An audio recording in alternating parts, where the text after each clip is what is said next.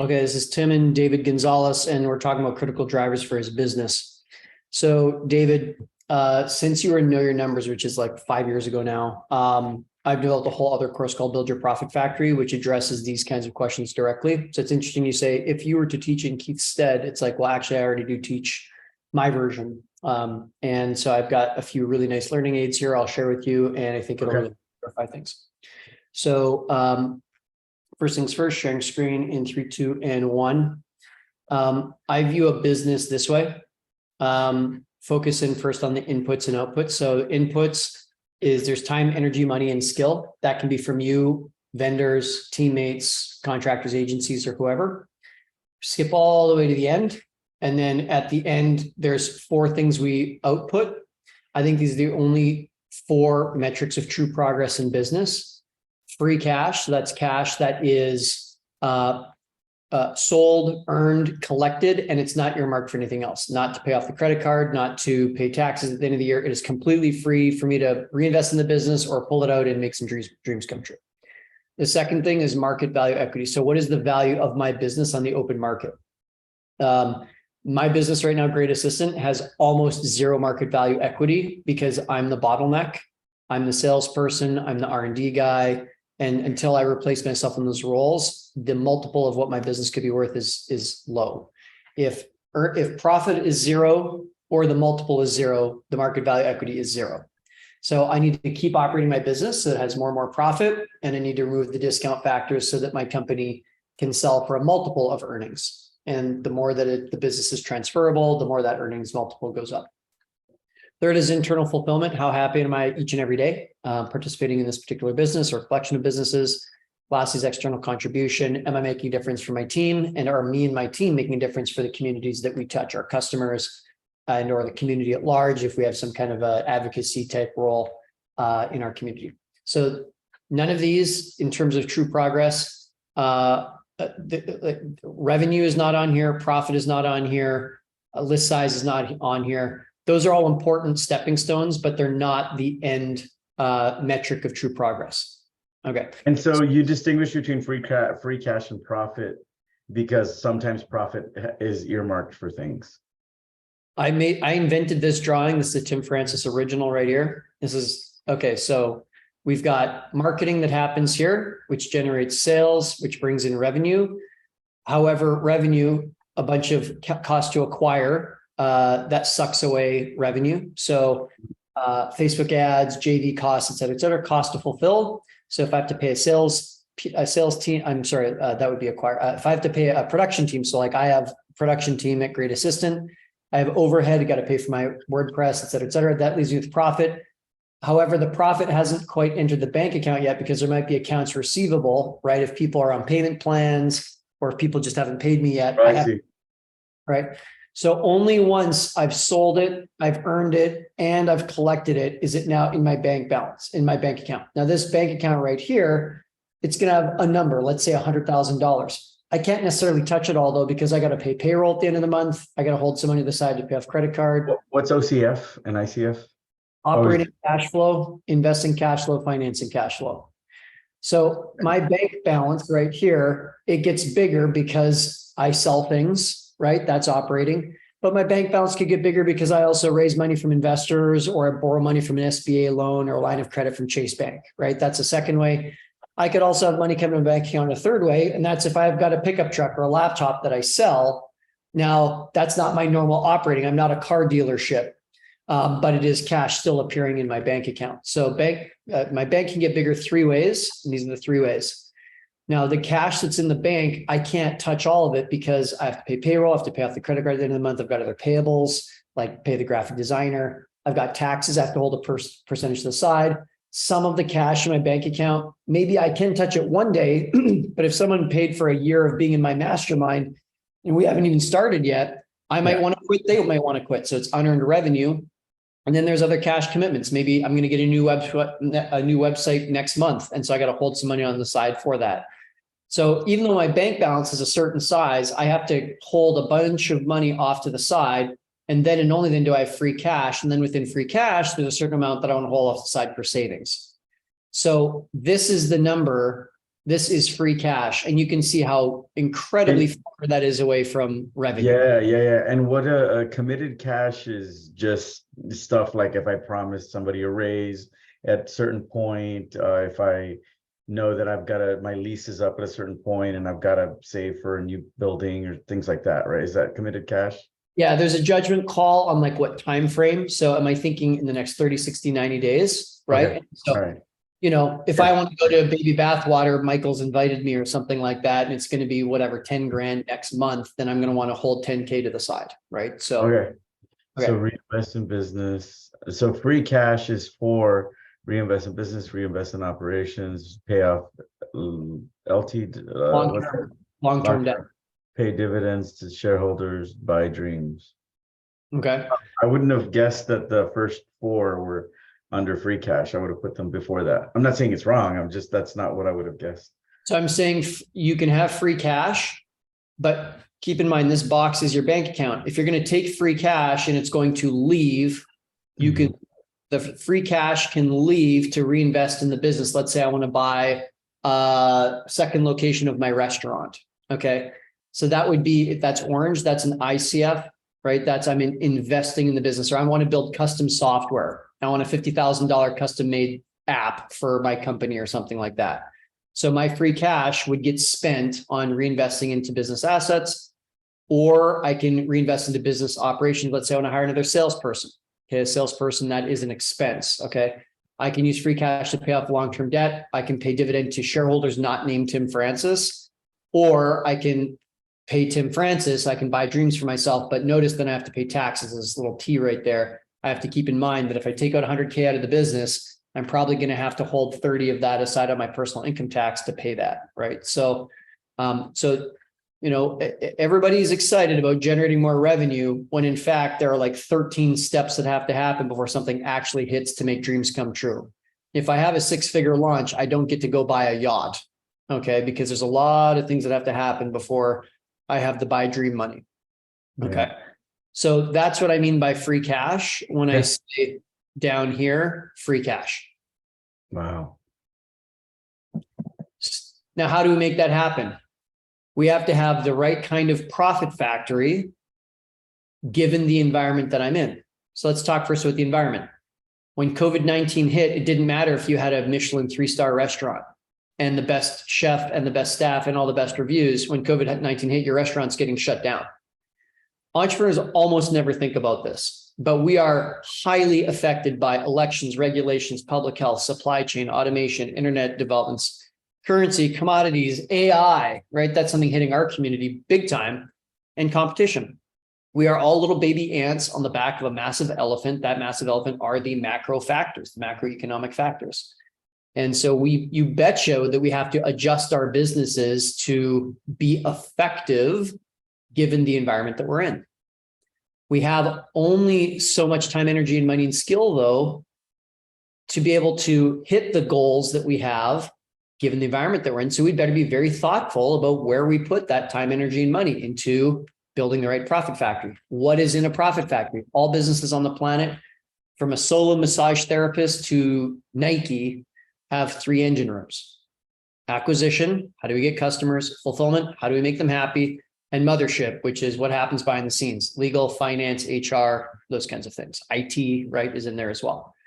So inside each of these, and we'll keep this very simple in a small business environment, there's going to be someone who is the head of acquisition. That's going to be your CMO or your chief revenue officer.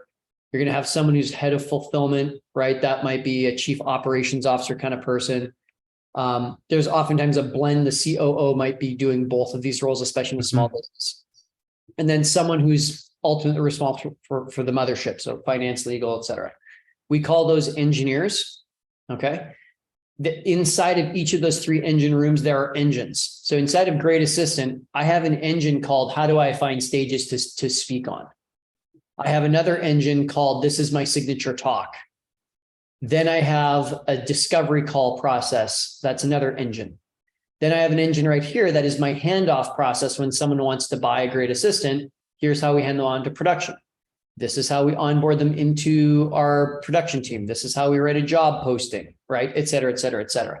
Mothership. This is how I do Money Monday. This is how my assistant prepares. So once per month, I have a 1 hour meeting. I know the state of the union of the company's finances, top to bottom. This is our terms of service that our clients sign. These are all little engines inside of the business. And so the question when you do quarterly planning is, what are the 1 to 3 engines I need to start, edit, or stop in the next 90 days that are going to get me as close as possible with the highest likelihood of possible of taking my limited time, energy, money, and skill and making the improvement I'm looking for in free cash, market value, equity, fulfillment, or contribution. Now, how do I measure my progress in each of these engines? Engine rooms with dials. These are the critical drivers, and these are the dashboard items that you asked me about in the first place. This is lovely. Wow. So I know that I know one of my dials is what is Tim's closing rate. Yeah.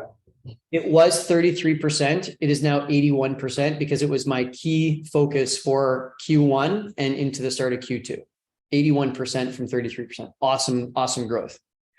So that is a dial. Another dial in acquisition is how many sales meetings am I having? 0 sales meetings multiplied by 81% is no good. So, but as long as I'm having 3-4 sales meetings a week, I'm in great shape. Okay, that's an example. Fulfillment.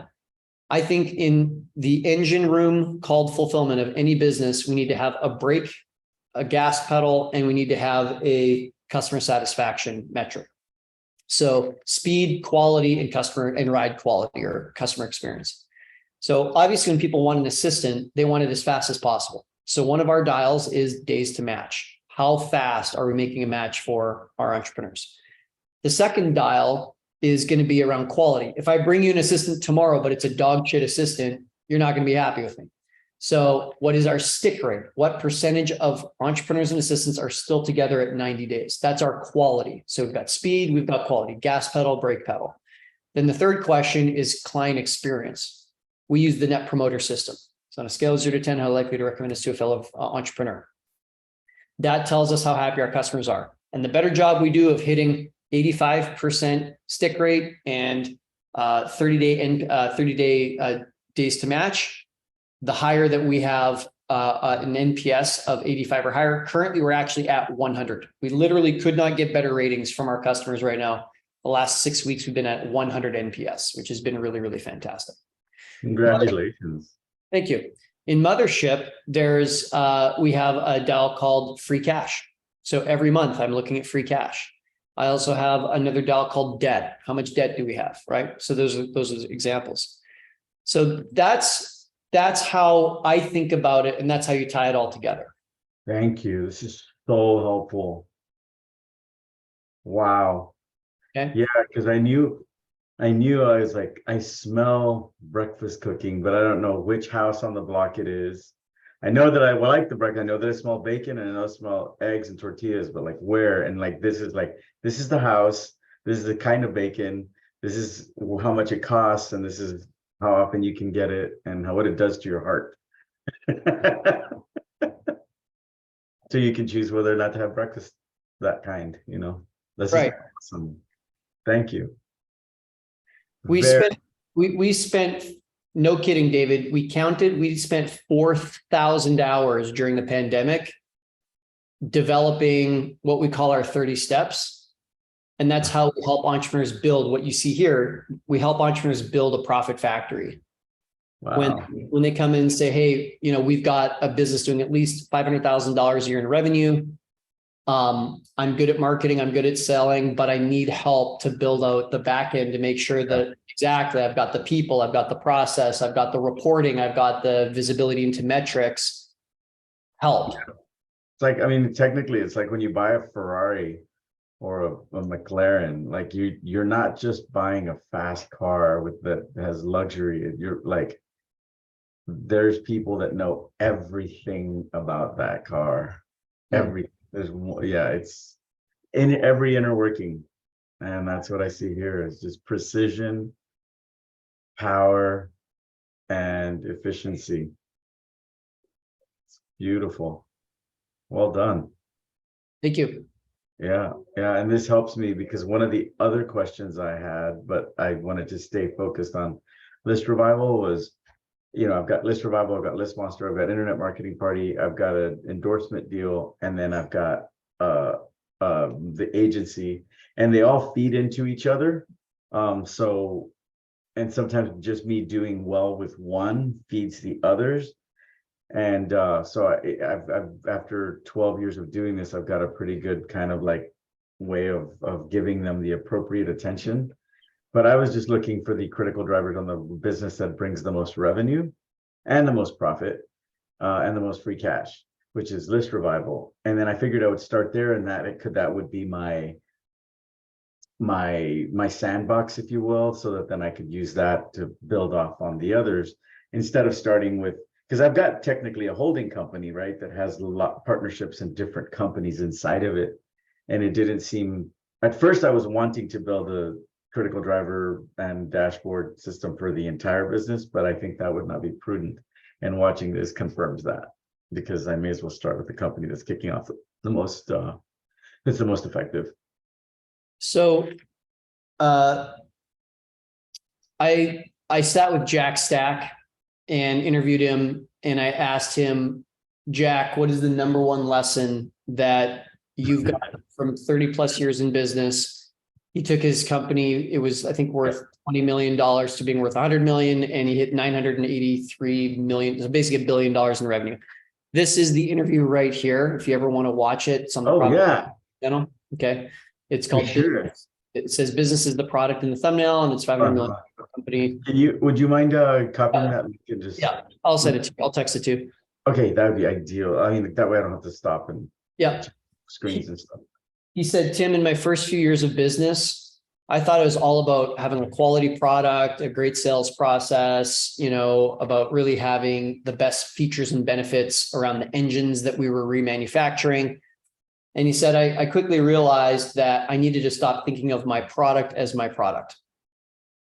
And I said, oh, that's interesting. He says, yeah, I need to think of my business as my product. So the same way that an engine has features and benefits, certain PSI, certain horsepower, certain torque, right? Those are the features. The benefits are it's reliable, it'll drive fast, it'll tow a lot. Those certain melting point, because some will melt if they get too hot.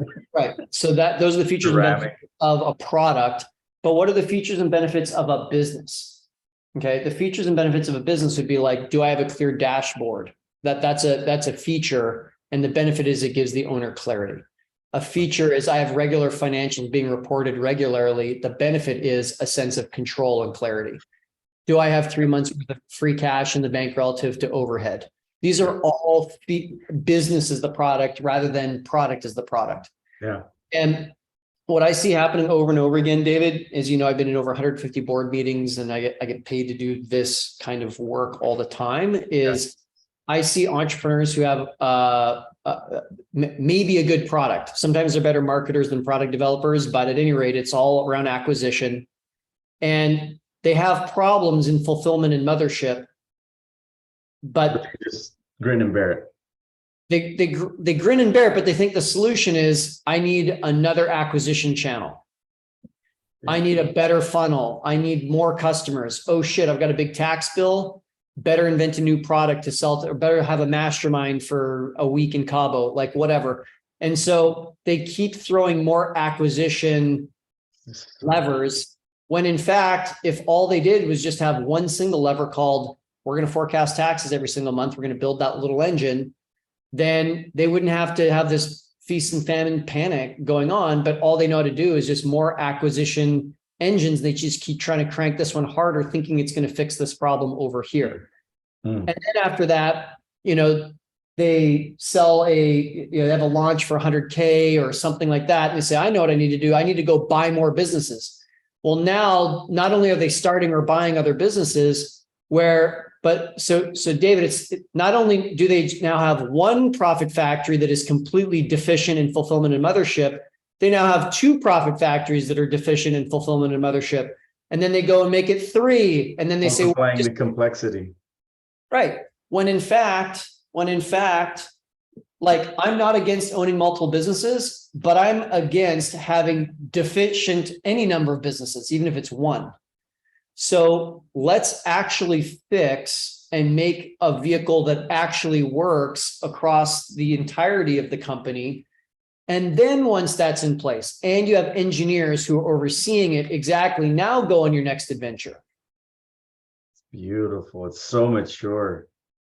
In a very like wholesome kind of way, not like a, yeah, because mature sound, can have mixed messaging, Sure.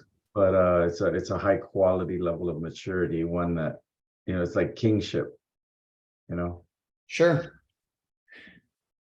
really nice, Tim. Thank you.